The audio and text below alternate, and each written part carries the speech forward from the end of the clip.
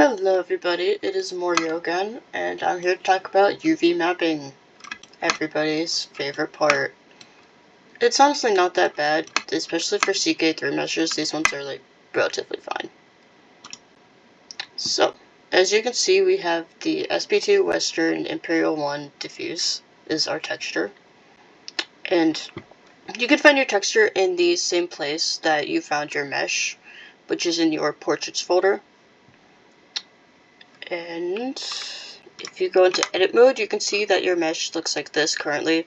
We don't like that. We're going to actually pull up our texture. Alright, so I have our texture right here. Apologies for like this brief, the cut in the video. My recording didn't record the GIMP, so I have to redo this. So that was fun. So we've got our texture here, all 4 files that you can find in the portraits. So we've got our diffuse, our mass, our normal, and the properties, which normal is the one we're going to use later. Properties, this is good for when you have like different colors on your original mesh. Like in our case we have yellow, so it's blue and this, and you can just sort of like select by color and separate, which is very helpful later. Mass, I typically find aren't that helpful. Not there. So we have our background here. This is your UV map, this template that basically shows you where to put stuff. I will link this in the description. Right, so for GIMP we are just going to click these little links here. This basically makes sure that all of your things move at the same time. So you're basically going to put your texture where you deleted the body. So we deleted most of the body, as you saw in the last video, except for parts up here and the hands. So you can really just put this anywhere in this area. It doesn't matter, as long as you are not covering where you have vertices still. So you can actually export your UV layout from GIMP, which I will show in the retexturing video, and that will basically tell you where your faces are so you can avoid them. So I think I'm gonna put this right here. It's very nice. And yep, these are in the same spot. We're just going to hide these for now. We don't need them. So this is our texture. To get this to the same size as our background, you're going to hit layer to image size, like that. You're going to hit file, export as, and you can just name this whatever. In this case I'm naming it mesh texture. You're going to come down to select file type, hit DDS image. And for your compression, you're going to choose BC3 DXT5. Save for all visible layers, and minmaps generate minmaps. For everything else, just leave it how it is. And then export that. And then you are just going to go and put this back in Blender. You're going to hit edit mode on your object. You come down over here to your UV editor. And you can see right now we're on base texture, which is the sim texture. Hit X, open, and go to where you saved your texture. And it'll look like this. Little bit of a mess. What we're going to do is scale this down. So you click S and X 0.5, enter. S, Y 0.25, enter. And that's what you do for all these CK3 meshes. All of them will fit this general size. And you're just going to try and line this up as best you can with the textures. And you can hit G to like grab and move this, as well as the arrow keys to move it up and down. You can also move like individual parts. You can hit L and it will select all of your linked faces and just like move them around however you want. in order to like see this change on your mesh, you're going to come over here under the materials tab, and you see it says surface. This you can put at any of the BSDFs. I use diffuse because it's easy and it doesn't show like shininess. Under color, you're going to hit image texture, open, and then open where your texture is. And there we go. And then you can sort of see where you've mapped and where it looks terrible. I think for the most part this is okay. I'll probably have to change it a little bit. That's in a weird place. This one you can see is the same as the vertices here, so we're just going to move this. You don't usually see that happening. I guess sometimes it does. And you can just try and line it up as best you can with the other vertex.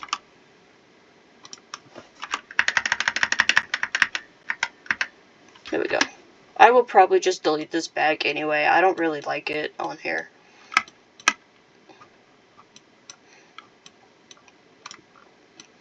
Alright, this looks moderately okay. Let's see.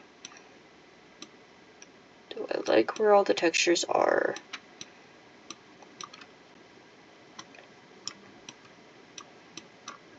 We've got all of the green here.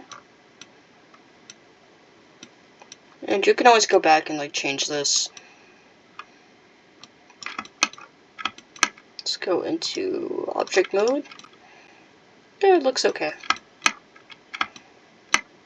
I think it's alright.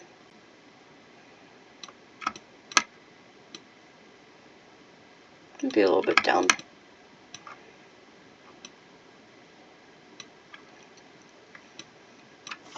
Alright, that's good for now. So you have successfully done your UV0. In that case, you're going to come over to your data tab here. You see we have map 1. You're going to do this UV_0. And you're going to delete map 2. Just hit this little minus sign here. And all of these vertex groups are the ones that you had on your old mesh with from CK3. These are all the CK3 bones. You're going to hit this little drop down arrow and hit delete all groups. Now you have your UV0. You're going to hit a plus. This says UV map, and you're going to change it to UV_1. So clothing's always going to have your UV1. It's kind of annoying to do. As you can see, with your body, you have your normal texture here. Your UV1 looks like this, all stretched out. You can see the hands here. It's a little bit ugly. And what you're going to do is a UV transfer. So sometimes this looks pretty ugly. We're going to go to Sims 4 Studio.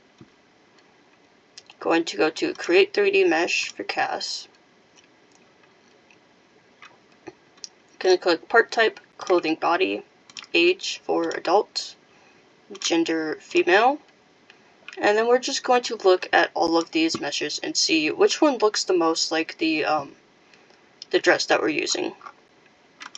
For this, for long dresses, I'd like to use the Grim Reaper one for here, from Base Game. And I will just name it something.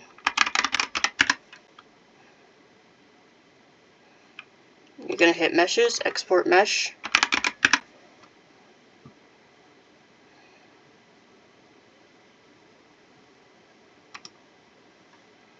File, Append.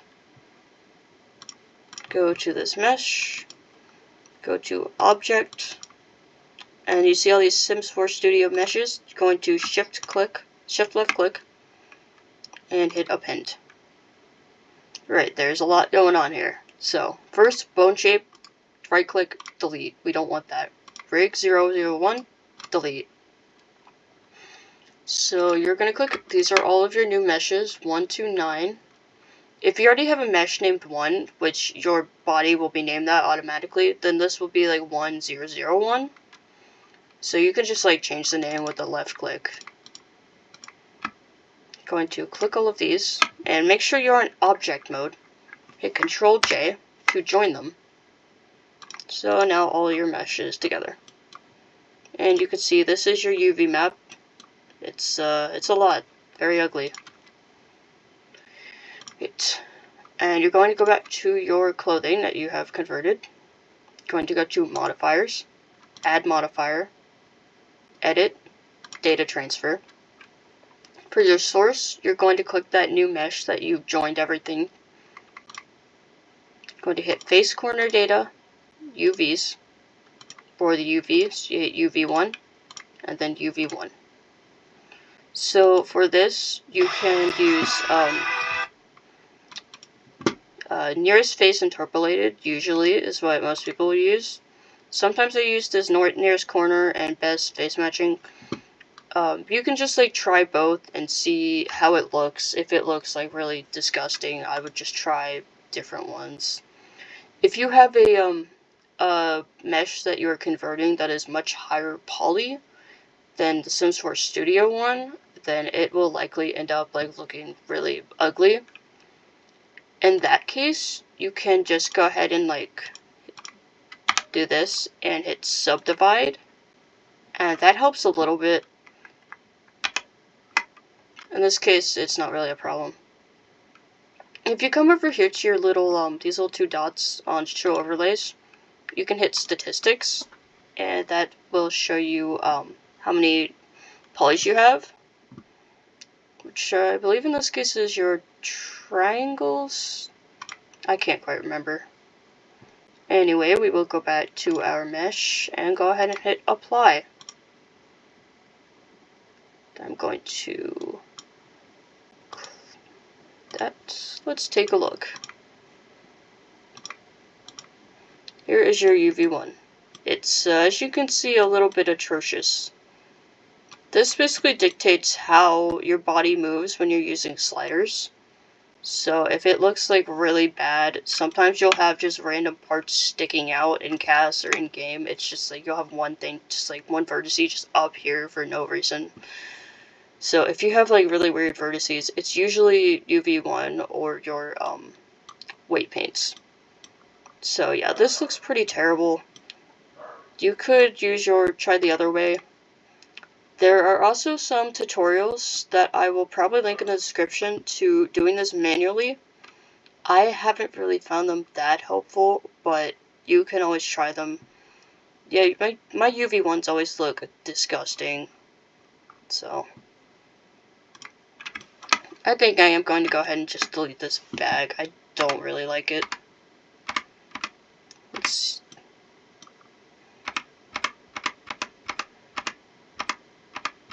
Or if you hit P, actually, in selection, you can actually separate this as a separate mesh and use this as like a little accessory for just, yeah. But I am just going to delete it because I do not like it.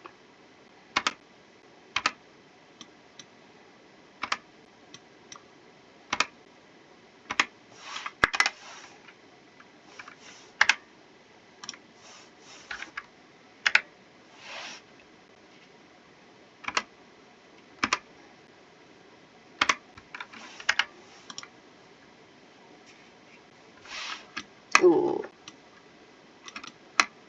Oh, that's annoying. Let's see. Oh, no, that...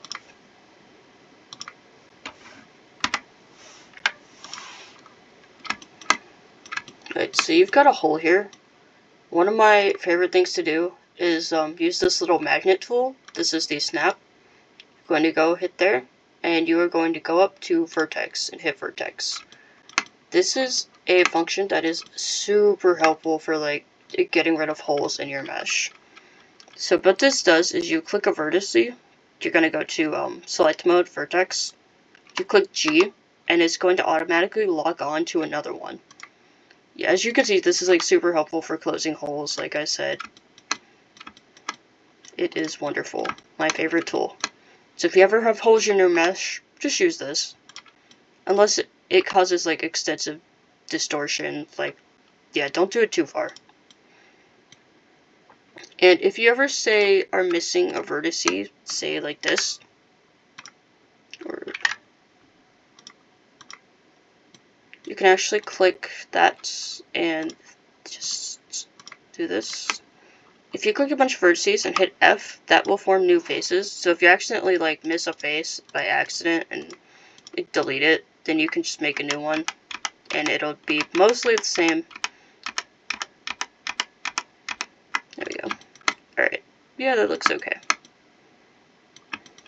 And keep in mind, you will want to do this after your you already do your UV, because this will actually link them on your editor right here. So if you move one, you will likely, yeah, like that. It moves the others. So just be careful and don't do it like immediately. Alright, you've done your UV0 and your UV1. In the next video, I'm going to be talking about weight painting. So that is where the real fun starts. It's a lot. So I hope you guys enjoyed, and I hope this helped.